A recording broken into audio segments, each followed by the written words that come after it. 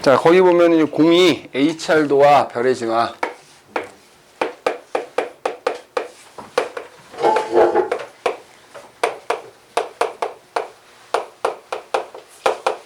그래서 이제 첫 번째 HR도. 자, HR도니까 무슨 그래프겠지, 그래프. 그지? 그래서 헤르츠 스프링이라는 사람과 러셀이라는 사람이 만든 그래프야. 그래서 별들을 관측해가지고 그 별들을 이제 거기 나와 있다시피 뭐 표면 온도라든지 광도라든지 절대 등급 같은 거를 이제 그래프에다가 나타낸 그 어떤 별의 분포를 나타낸 그래프가 HR도다 이거야. 그지? 참고로 우리 이 단원에서 배우는 별들은 별들을 관측할 때는 우리 은하 안에 있는 별을 관측하는 거야. 외부 은하에 있는 별은 너무 멀어서 그 별이 관측이 아니야. 그냥 은하는 관측이 돼도 별이 관측하기 어렵기 때문에 우리 은하 안에 있는 별들을 관측하는 거다 이렇게 생각하면 되고요. 우리 은하 안에도 수천억 개 별들이 있지, 그지? 그 별들을 관측을 해서 가로축에는 그 표면 온도를 나타내는 분광형, 세로축에는 절대 등급과 광도를 이렇게 나타내서 별의 분포를 나타낸 그래프인 거예요. 자, 참고로 분광형은 7가지가 있지. 이제 가로축에 그래서 O형, B형, A형, F형, G형, K형, M형 이렇게 이제 써져 있는 거지. 너희도 알다시피 분광형은 O형으로 갈수록 어떤 거야? 표면 온도가 높은 애들인 거지. 이제? 그 다음에 여기에다가 사실 뭐도 나타낼 수 있냐면 색지수라는 것도 나타낼 수 있지. 그래서 내가 외우라고 했던 거 표면 온도가 10,000켈빈에는 분광형이 A0다 이렇게 얘기했어. 그죠? 참고로 분광형은 또 어떻게 나눈다고? A형도 0에서부터 9까지 10단계로 세분화해서 나타낼 수 있다 그랬어. 그래서 색지수는 요 A0인 애가 색지수가 0이 나오는 거고, 그래서 그거보다 표면 온도가 높은 애는 마이너스 값이 나오고, 그거보다 표면 온도가 낮은 애들은 플러스 값이 나온다 그랬어요. 그래서 어쨌든 가로축에는 분광형 또는 색지수가 나타나 있고요. 그 다음에 세로축에는 뭐 순서는 바뀌어도 상관없어. 만약에 예를 들어 이쪽 세로축의 절대 등급이다 그러면 이쪽에는 광도가 나타나 있는 거지. 그지? 광도가 클수록 무조건 등급이란 말이 나오면 등급이 작을수록 밝은 거다 이렇게 생각하면 돼. 그래서 얘도 일로 갈수록 절대 등급이 작아지는 거죠. 여기 작은 거고 여기는 이제 큰 거고 이렇게 되는 거지. 알겠어? 그 다음에 광도가 클수록 절대 등급이 작은 거니까 이쪽 우리 책에는 여기가 아마 광도 써 있을 건데, 그지? 광도가 이제 바뀌어 있긴 하다만 어쨌든 이쪽이 광도가 이제 큰 거야. 이쪽이 광도가 작은 거지. 그래서 이렇게 해놓고 별들을 관측해가지고 그 별의 절대 등급 광도는 얼마고 표면 온도 얼마고 그 별의 분포를 여기다 나타내 준 그래프인 거야.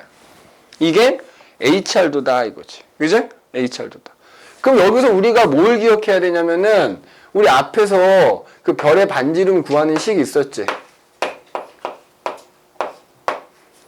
요걸 좀 잘 기억하고 있어야 돼. 그지? 그럼 봐라. 야, 일로 갈수록 이 HR도에서 여기 별들이 막 분포를 표시해 놨겠지. 일로 가서 표면 온도가 낮아지고요. 일로 갈수록 광도가 커지는 거야. 자, 그럼 봐라. 지금 오른쪽 위로 갈수록 니네 지금 광도가 바뀌어져 있으니까 근데 똑같은 거 어차피 오른쪽 위로 갈수록 표면 온도는 낮아지고 광도는 커지니까 어떻게 돼? R이 커지겠지. 맞아? 그래서 HR도 상에다 이제 별이 막 표시가 돼 있는데 HR도 상에서 오른쪽 위로 갈수록 그 별의 반지름이 큰 거야. 알겠니? 그래서 HR도 상에서 여기에 분포하고 있는 별은 반지름이 큰 놈이라고요. 여기에 분포하는 놈은 반지름이 작은 놈이라고. 준상아!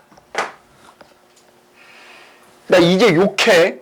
선생님 원래 주특기가 뭐야? 욕이야. 욕 겁나 잘해. 아주 찰지게 잘할 수 있어. 근데 내가 사랑하는 아들 같아갖고 내가 욕을 안 하고 있는 건데 말 안 들으면 뭐 어떡해. 아들도 어때야 돼? 패야지. 욕하고 패야지. 선생님 아들은 지금 아직 어려가지고 내가 아직 욕하고 팰 나이는 아니다만 선생님 아들이 만약에 중3이 정도 나이가 됐어. 근데 이 새끼 지질이도 공부 안 하고 놀기만 하고 욕하고 팰 거야 나는. 골프 채고 야구 빠따고 집에 다 있으니까 후적 깔 거야. 아, 폭력 아니고 아동학대 아니고 그런 거 필요 없어. 선생님도 어렸을 때 맞고 컸지만 잘 컸잖아. 요즘 애들은 너무 맞고 크는 게 없어서 애들이 대바라져가지고 사건 사고도 많은 거야. 어느 정도는 사랑의 매 정도는 있어야지. 폭력은 안 되겠지만, 그지? 선생님 어렸을 때 종아리 엄청 맞았어. 그럼 종아리 맞고 후쩍후쩍 자고 있으면 아빠가 들어와서 안티프라민 이렇게 발라주고 막 그랬어. 그러면서 크는 거야, 그지? 그래야 사고를 안 치지. 아빠 무서운 줄 알고 부모님 무서운 줄 알아야 사고 안 치는 거야. 결론 욕한다는 얘기야, 졸면. 자, 그래서 HR도 상대 이제 별의 분포들이 쭉 나타나 있는데 오른쪽 위로 갈수록 반지름이 큰 별이다 이거야. 이쪽은 반지름이 작다 이거지. 그러면 그때 자, 일로 갈수록 뒤에 가서 우리가 별의 진화를 배우겠다면 별이 요만했던 별이 점점점 나중에 가면 커지게 되거든. 그러면은 야, 요만했던 별이 커진다고 해서 질량이 달라지는 거 아니거든. 맞죠? 그러면 반지름이 커지면 부피가 커지는 거잖아. 그럼 밀도는 어떻게 돼야 돼? 질량이 그대로인데 부피가 커지면 밀도 작아지지. 그래서 이쪽으로 갈수록 밀도는 작은 애들인 거야. 이쪽은 밀도가 작다 이거. 이쪽은 밀도가 큰 놈인 거고. 그래서 니네 HR도 상에서 만약에 여기 있는 별이다 그러면 아 얘는 반질이 좀 작고 밀도가 좀 큰 별이다 이렇게 그러니까 바로 파악이 된다 이거지. 그 별이 갖고 있는 특징이 HR도 상에 이렇게 분포되어 있는 별들을 보면 걔네들이 갖고 있는 어떤 물리적인 특성을 알 수 있다 이거야. 그죠? 알 수 있다 이거지. 오케이. 그러면은 우리가 이제 밤하늘의 별을 관측하는데 뒤에서 별의 진화에서 나오고 있는 1학년 때도 배웠다만 우리가 밤하늘에 바라보는 대부분의 별들 왜냐면 별이라는 게 일생이 있단 말이지. 그 일생 중에 대부분을 바로 주계열성이라는 단계에서 보내. 그러니까 우리가 보통 별이다 그러면 대부분 주계열성을 말해. 밤하늘에 보이는 별의 관측되는 별의 대부분 한 90% 정도. 관측되는 별의 90% 정도가 이 주계열성이란 말이야. 그러면 내가 그 주계열성들을 이 HR도 상에다 표시를 해보면 이렇게 된다는 거예요. 이렇게. 대체로 주계열성들의 대부분은 HR도 상에서 왼쪽 위에서 오른쪽 아래 이렇게 대각선에 걸쳐서 분포하고 있어요. 알겠니? 자, 주계열성이라는 별은 HR도 상에서 왼쪽 위에서 오른쪽 아래로 그 대각선 방향에 위치하고 있는 별들이 다 주계열성이라고 생각하면 돼요. 뭐 주계열성의 특징에 대해서는 뒤에 가면 나오겠지만, 그죠? 자, 그런데 이런 특징이 있어. 자, 여기 HR도 상에다 이제 분포된 주계열성들 보면은 같은 주계열성이라 하더라도, 이거 봐봐. 같은 여기가 이제 얘네가 여기에 주계열성들이 분포돼 있다 그랬잖아. 같은 주계열성이라 하더라도 왼쪽 위로 갈수록 질량도 크고 크기도 큽니다. 알겠니? 자, 이거 쓰자면 같은 주계열성이라도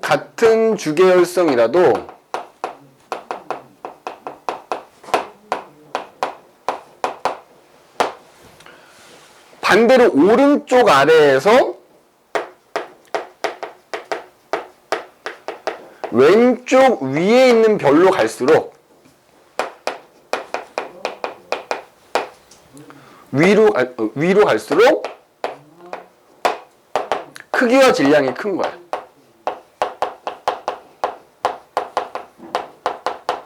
왜 그러냐면 여기에 우리 교재에는 없지만 과학자들이 연구를 해서 그 별의 질량하고 광도와의 관계를 따져봤거든.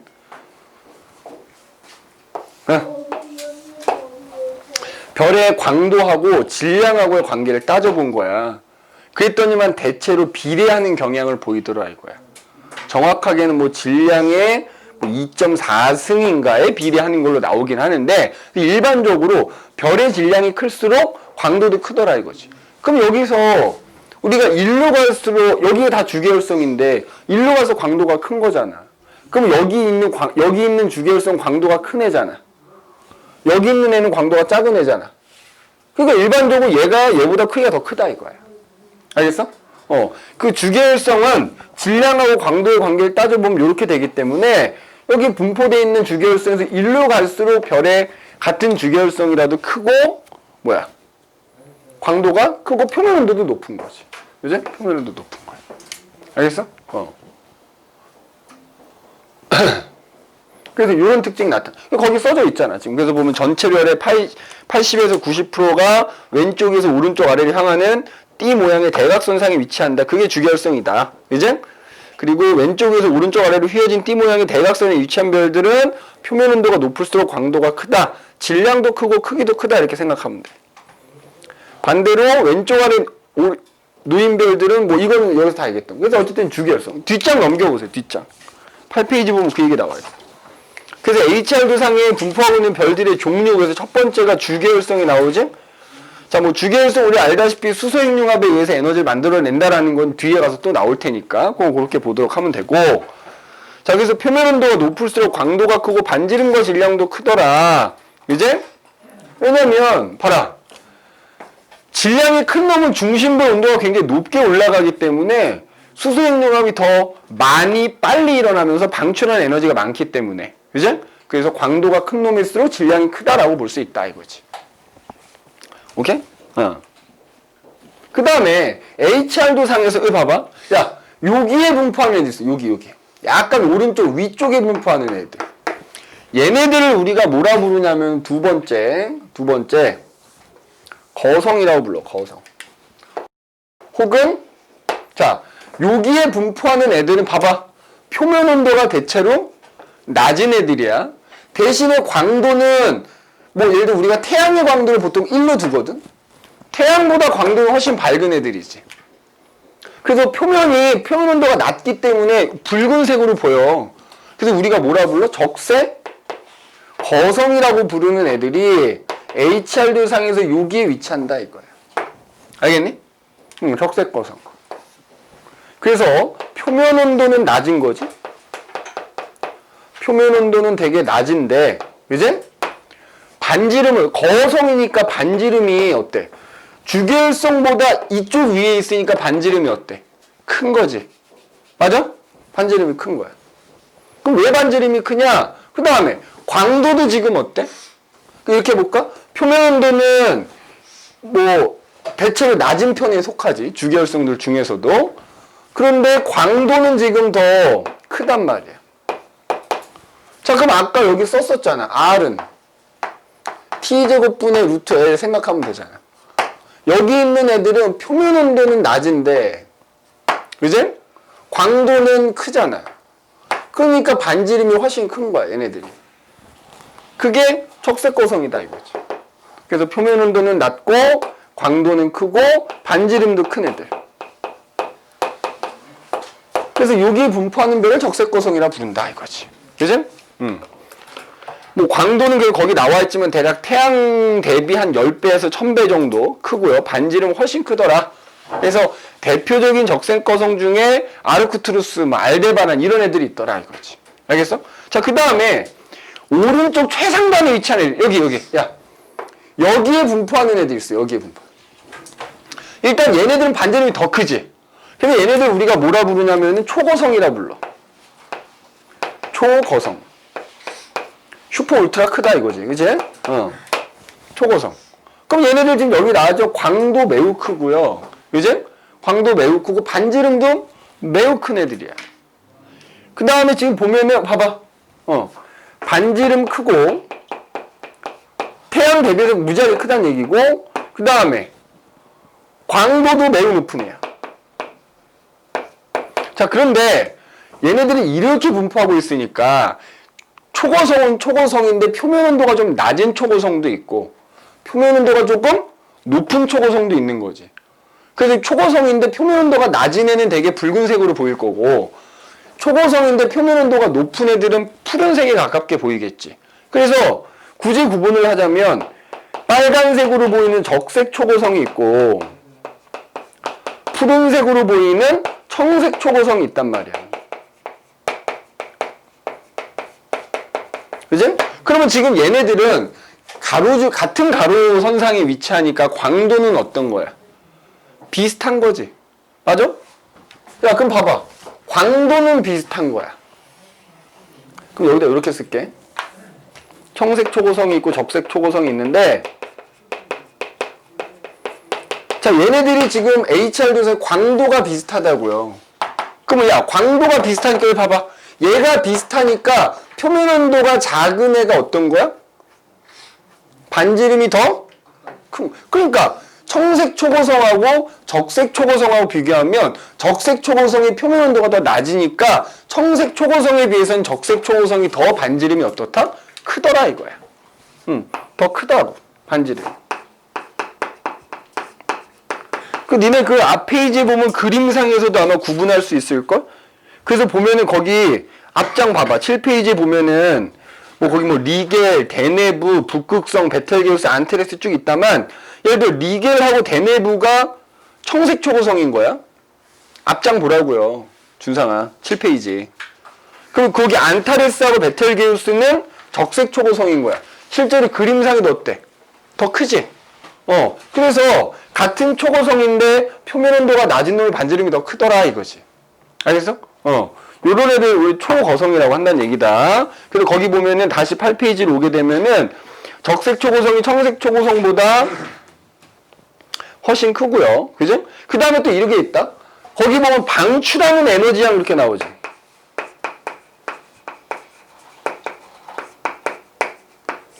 그럼 니네 이 방출하는 에너지양은 니네 앞에서 별의 물리량에서 배울 때 슈테판 볼츠만 법칙. 단위 면적당 방출하는 에너지. 우리 단위 면적당 방출하는 에너지는 표면 온도 4제곱에 비례하거든. 그러니까 반지름은 적색 초고성이 훨씬 크지만 청색 초고성이 표면 온도가 더 높기 때문에 단위 면적당 방출하는 에너지는 청색 초고성이 적색 초고성보다 더 많은 거야. 얘는 단위 시간당 단위 면적에서 방출하는 에너지 아닌 거야. 광도는 단위 시간당 전체 표면적에서 방출하는 에너지인 거지. 그러니까 얘는 단위 면적당 방출하는 에너지는 적지만 반지름이 커서 전체 표면적이 크기 때문에 광도가 비슷해진 거야. 알겠어?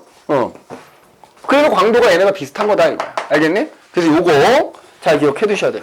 그래서 여기 있는 애들 초고성이라 부른다는 거. 초고성. 얘네들은 적색 거성 또는 그냥 거성 뭐 이렇게. 그죠? 적색 거성. 그 다음에 마지막으로 여기 왼쪽 맨 아래 여기에 위치하는 별들이 있거든. 여기에 위치하는 별들을 우리가 뭐라 불러? 네 번째 백색 외성이라 부르는 거야. 백색 외성. 백색 외성.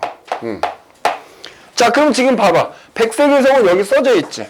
자, 어때? 표면 온도는 대체로 높아. 근데 반지름 매우 작고요. 밀도가 매우 크지. 그 다음에 광도가 매우 작지. 자, 그래서 백색위성이라고 하는 애들의 특징. 표면 온도는 높다. 표면 온도 높은 거야. 자, 표면 온도가 높다고요. 그지? 표면 온도가 높다고. 그리고 반지름이 어때? 작고. 광도도 작고. 반지름 매우 작아. 그래서 반지름이 어느 정도냐면 이게 별인데 지구 정도밖에 안 되는 거야. 크기가. 그지?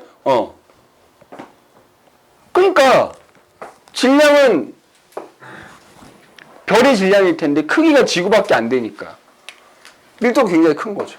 그죠? 그래서 거기 보면은 분광형은 주로 A형이 나타나고요. 그 다음에 광도 매우 낮은 어두운 별이다. 즉 분광형의 A형이라는 얘기는 표면온도 꽤 높은 얘기고요.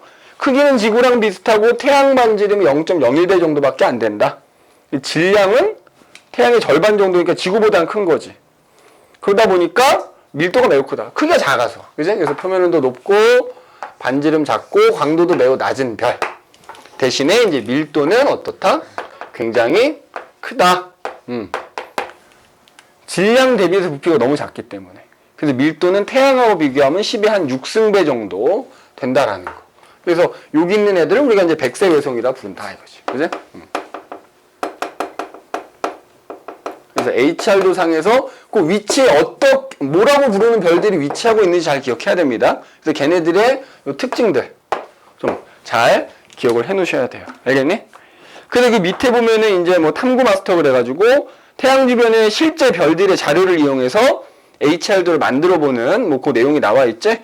그 특징들을 가지고 HR도 상에다 표시하면 되겠지, 이제? 표시해 보면은 그 별이 어떤 별인지 알 수 있다 이거. 예를 들어서 거기 보면 민타카라는 별이 있어. 분광형은 5,9이고 절대 등급 마이너스 4.2등급이야. 그러면 자, 야 5,9이면 한 2쯤 되는 거고요. 그죠? 절대 등급은 뭐야? 마이너스 4.2면 이 위니까 뭐야? 뭐 주계열성쯤 된다라고 볼 수 있는 거죠. 그죠? 뭐 이런 식으로. 주계열성 중에도 좀 크기가 큰 주계열성이다라고 볼 수 있는 거겠죠. 이렇게 HR 도상에다 표시해보면 그 별이 어떤 별인지 알 수 있다는 얘기인 거야. 자, 그 다음에 넘기면 이제 C, 그래서 별의 표면 온도와 광도에 따른 분광 분류 뭐 이렇게 해서 나와. 마찬가지로 별을 분류하는 거야, 별을 분류. 자, 그래서 C. 자, 별의 표면 온도와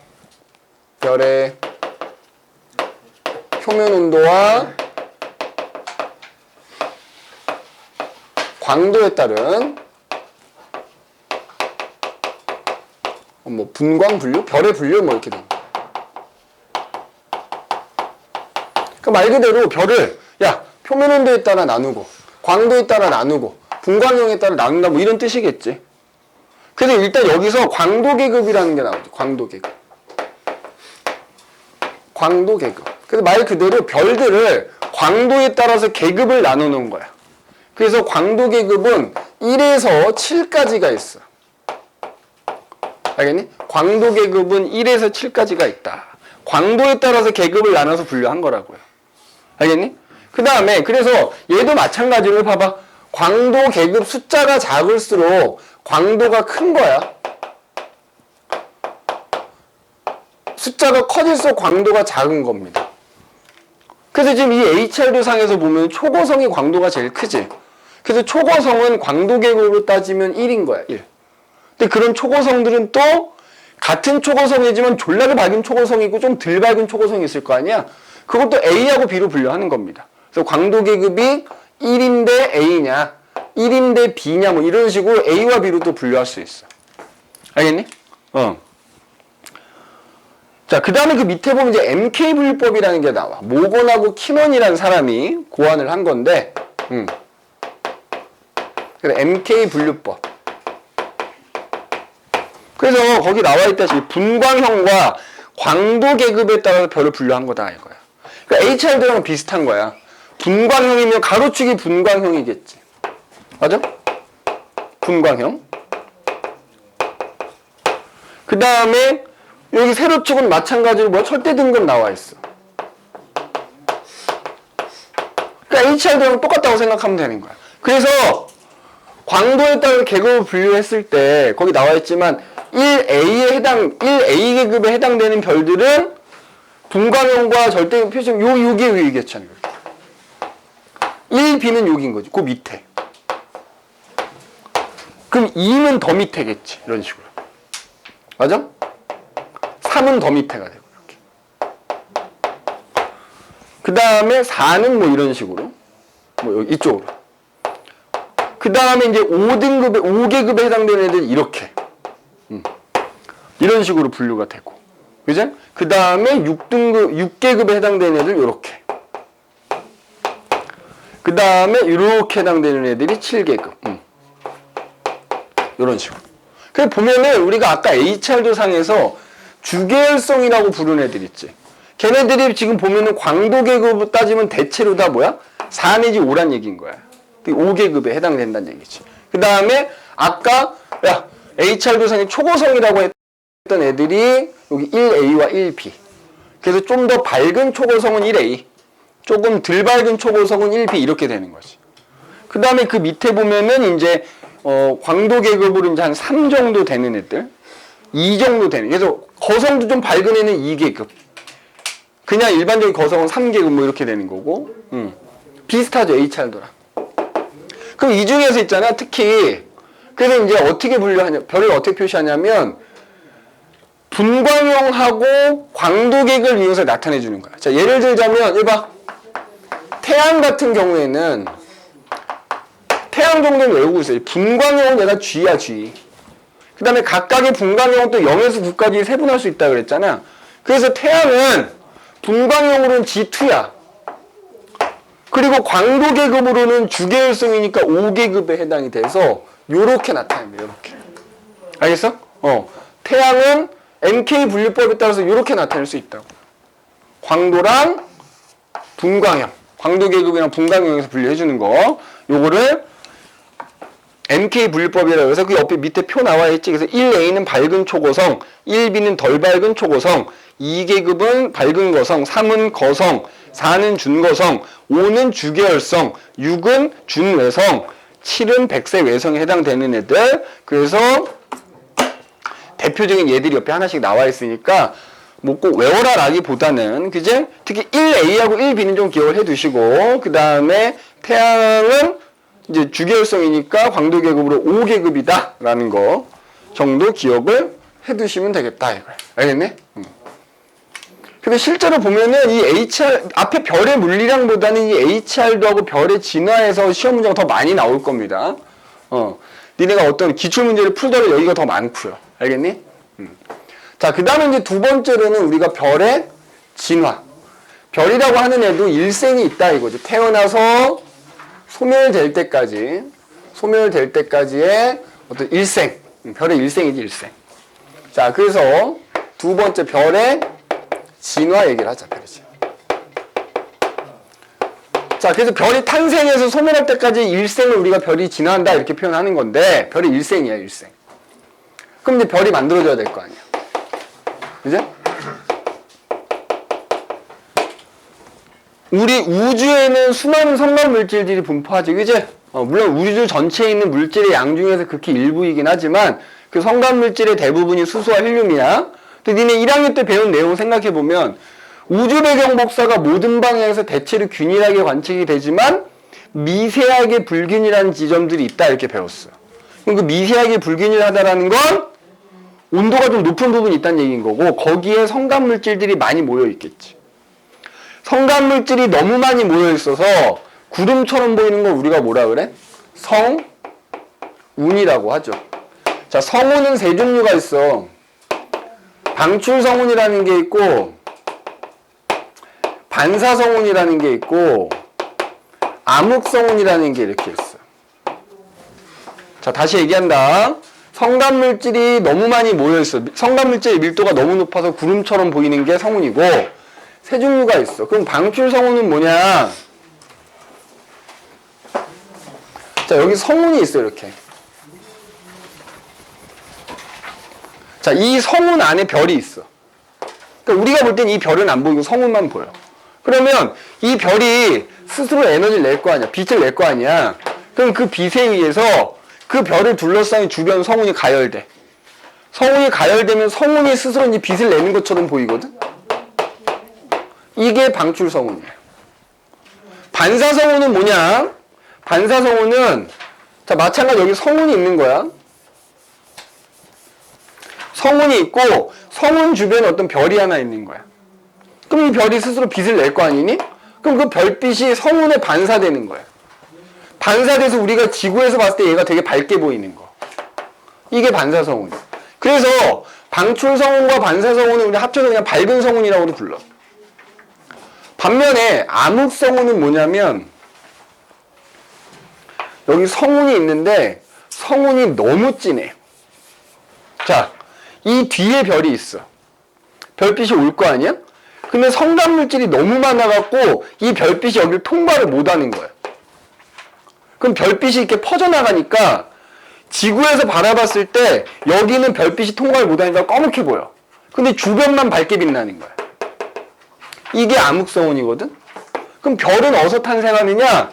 요 암흑성운 내부에서 탄생한다고 보면 되는 거야. 그래서 간혹 물어보면 별의 탄생 조건. 암흑성운과 같이 어때야 돼? 밀도가 매우 높아야 돼. 성간물질의 밀도가 매우 높고요. 그 다음에 온도는 낮아야 돼. 요거 별이 탄생할 조건 뭐라고? 밀도는 정하나 매우 높고 온도는 낮은 암흑성운에서 별이 탄생할 수 있다. 이렇게 봐도 된다 이거지. 알겠지? 자, 그러면 이제 암흑성운에서 별이 탄생한다고 하자. 그지? 여기 이제 암흑성운이 이렇게 있어. 그럼 뭐 이 암흑성운이라는 게 결국 성간물질들이 막 모여 있는 거잖아. 여기 여러 가지 입자들이 있겠지. 대부분이 수소하고 헬륨일 거야. 그지? 그럼 얘네들 각각도 질량이 있기 때문에 서로 어떻게 돼? 계속 잡아당겨요. 사방팔방으로 서로 잡아당기니까 얘가 점점 어떻게 중심부로 모이면서 요렇게 약간 뭐야? 요렇게 점점 구의 형태를 갖춰가겠지? 점점 이렇게 구의 형태를 갖춰갈 거야. 그러면서 이제 물론 얘가 회전하기 시작하지. 그래서 주변에 이제 중심으로 모이지 못한 애는 주변에서 이렇게 약간 원반을 형성하면서 행성을 만들기도 하는 거지. 그럼 어쨌든 이 안에서는 중력에 의해서 계속 얘네가 모이고 있기 때문에 이 중심부는 온도가 계속 상승 중인 거야. 자, 중심부의 온도가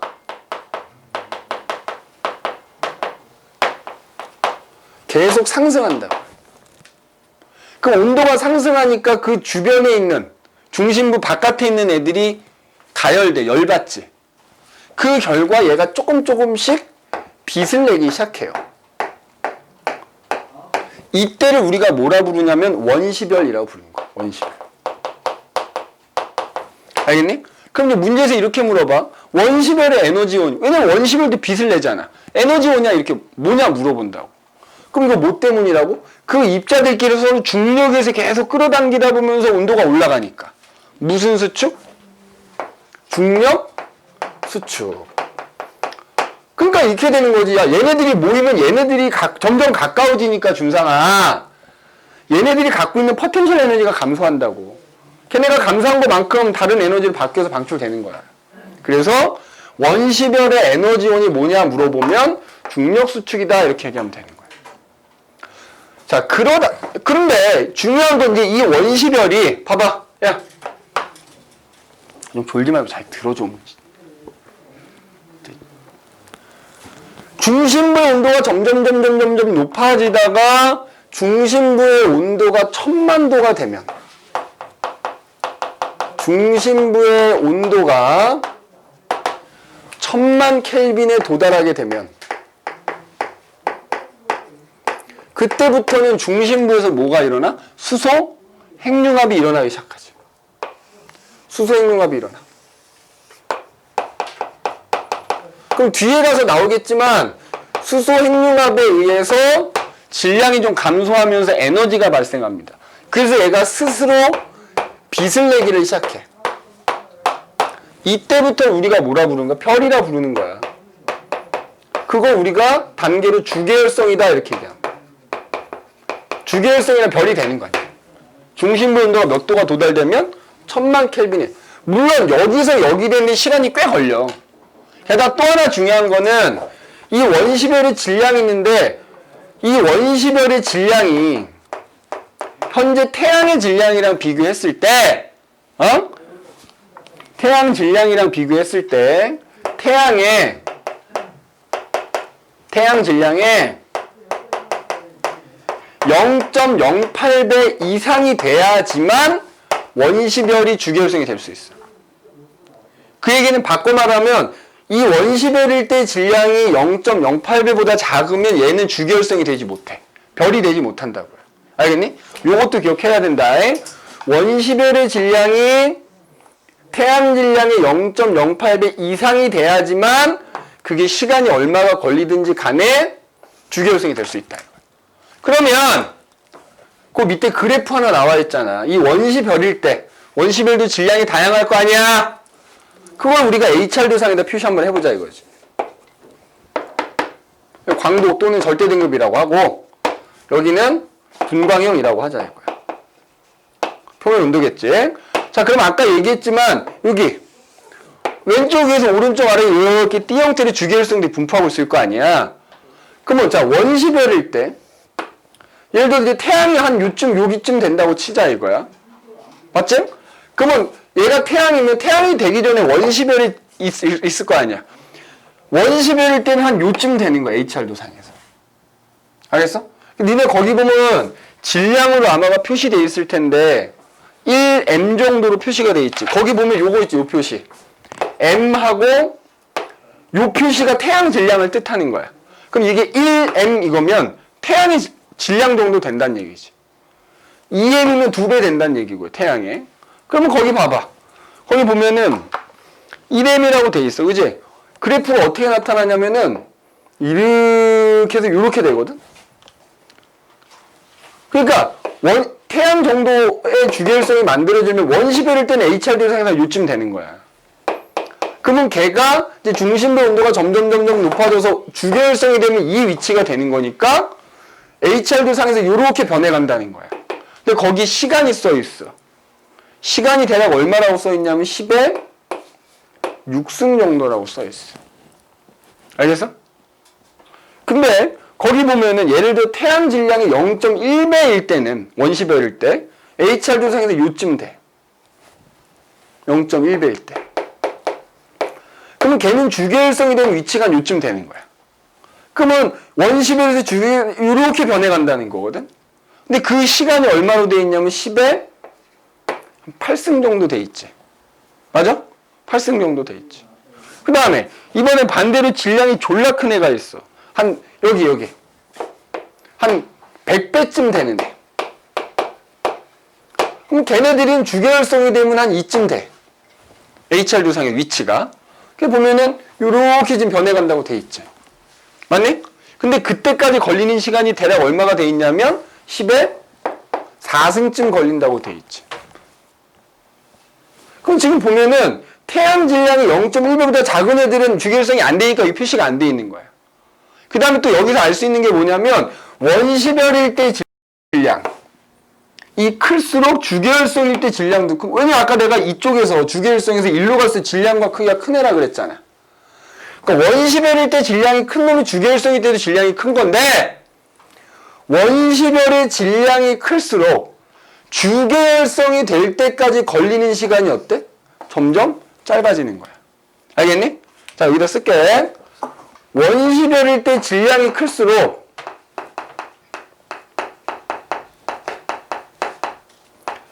주계열성에 도달하는 시간이 짧다 이거야. 당연하지. 질량이 클수록 온도가 많이 올라가니까 금방 올라가니까 기간이 그만큼 짧은 거야. 그래서 질량이 클수록 주계열성에 도달하는 시간이 짧은 거야. 그래서 보면은 질량이 태양 정도인 애들은 별이 될 때까지 10의 6승 얼마 정도 걸린다는 얘기야. 한 100만 년 정도 걸린다는 얘기지. 맞아? 그런데 태양 질량의 한 100배 정도 되는 애들은 주계열성이 될 때까지 한 10,000년 정도밖에 안 걸린다는 얘기지. 근데 얘는 어때? 태양 질량이 0.1배는 한 1억 년 걸린다는 얘기야. 알겠니? 자, 그 다음에 요 그래프가 또 의미하는 걸 알아야 돼. 그럼 봐라. 태양 갖고 얘기하자면 HR도 상에서 시간이 지나서 이렇게 변해간다는 거거든. 맞아? 아니 얘 갖고 해볼까? 야, 봐봐. 태양 질량보다 작은 애들. 작은 놈일수록 이게 아래로 쭉 떨어지지, 그래프가. 그럼 이거 뭘 의미하지? 얘 봐라. 야, 얘가 주계열성 되는 동안에 뭐는 거의 안 변하는 거야. 표면온도 안 변하는 거 거의. 맞아? 표면온도가 안 변. 얘도 빛을 낸다며. 표면온도 있을 거 아니야. 표면온도가 거의 안 변한다는 얘기지. 분광액이 거의 안 변하니까. 그런데 광도가 확 줄지. 자, 그러니까 봐봐. 아까 R은 T제곱분의 루트 L이라고 했는데 질량이 작은 애들은 표면온도가 거의 안 변하면서 광도만 확 줄어들지. 뭐가 줄어든다는 얘기? 반지름 확 줄어든다는 얘기지. 질량이 작은 놈일수록 원시별에서 주계율성이 될 때 반지름 변화가 크다고요. 알겠니? 근데 자, 얘는 어때? 물론 얘도 지금 반지름이 좀 변하긴 하죠. 그럼 질량이 큰 애는 지금 주계열성이 될 때 표면온도가 어떻게 되는 거야? 확 높아지는 거지. 맞아? 확 높아지는 거야. 확 높아지는 거지. 그럼 얘도 표면온도가 높아져. 근데 이렇게 가니까 광도는 거의 안 변해. 그럼 반지름이 작아지긴 작아지지. 근데 반지름이 줄어드는 정도가 질량이 작은 놈이 훨씬 크다는 거야. 알겠어? 그래서 질량이 작은 놈일수록 원시벨에서 주계열성이 될 때 반지름 변화가 크다! 기억하라 이 말이지. 알겠어? 그거 좀 기억해 두시면 되고, 뭐 진화 경로라 그래서 원시벨에서 주계열성이 될 때까지의 각 기간별로 HR도상에다 표시해 보면 요와 같은 경로로 변해간다 라는 거를 나타낸 그래프다 라는 거 기억해 두시면 되겠어. 알겠어? 자, 그럼 이제 주계열성이 됐단 말이에요. 주계열성이 됐어. 그래서 거기 11페이지에 보면 이제 주계열성 나오지. 자, 그럼 이제 주계열성이 됐어, 이 별이. 별이. 자, 봐봐. 원시별에서 이제 주계열성이 된 거야.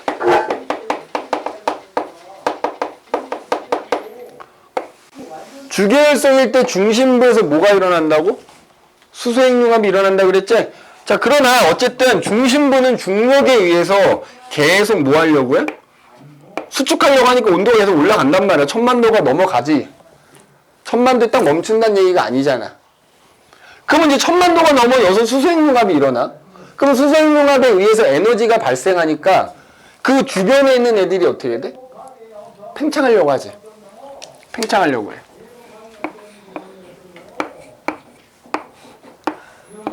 그런데 잘 봐. 한편으로는 수축하고 한편으로는 핵융합에 의해서 에너지가 발생하니까 팽창하려고 하잖아. 그래서 수소핵융합이 일어나는 동안에는 이 두 힘의 크기가 거의 비슷해. 얘는 중력이고 얘는 기체 압력이라고 표현하거든. 그래서 주계열성일 때는 이 중력과 그 다음에 팽창하려는 힘이 기체 압력이 거의 비슷하단 말이야. 수소핵융합이 계속 일어나기 때문에. 그 결과 별의 크기가 일정해요. 주계열성이라는 단계에서는 별의 크기가 변하지 않고 일정하단 말이야. 별의 크기가 일정. 별의 크기가 일정하다. 일정하게 유지가 되는 거지. 현재 태양도 주계열성 단계야. 그 태양의 크기 늘 같지 않아. 그지? 태양은 만들어진 지 한 6억 년 정도 됐죠. 그지? 근데 또 하나, 그러면 이제 그 만들어진 지 얼마 됐다라고 얘기한 게, 그러면 이제 주계열성일 때도 질량이 좀 작은 주계열성이고 큰 놈이 있을 거 아니야. 그러면, 내가 요것만 얘기하고 쉽게. 질량이 큰 놈들은 아무래도 이제 수축을 많이 하니까 중심부의 온도가 질량이 작은 놈에서 많이 올라가지. 많이 올라가면 수소 핵융합 반응이 일어나는 속도도 그만큼 더 영역, 1000만도보다 온도가 높은 영역도 더 넓을 것이고, 온도가 워낙 높으니까 수소 핵융합도 더 빨리 일어나는 거야. 수소가 더 빨리 소비가 된다고요. 자, 그래서 주계열성인데 질량이 큰 놈일수록, 질량이 큰 주계열성일수록 그 중심부에서 수소 핵융합이 일어나는 영역도 더 넓고요.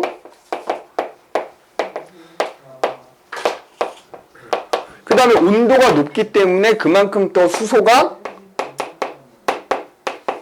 빨리 소비된다고.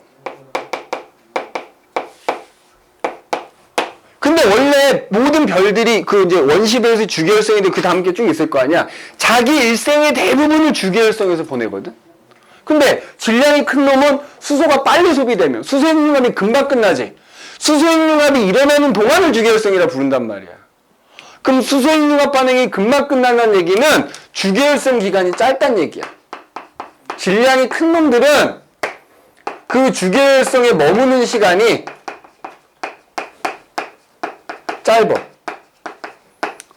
그럼 자기 일생의 거의 90%에 해당되는 시간을 주계열성으로 보내는 건데, 주계열성 기간이 짧다는 얘기는 결국 별의 수명이 어떻다는 얘기야? 짧다는 얘기인 거야. 별의 수명이 짧다는 얘기인 거야. 알겠어? 요거 꼭 기억을 해 두셔야 됩니다.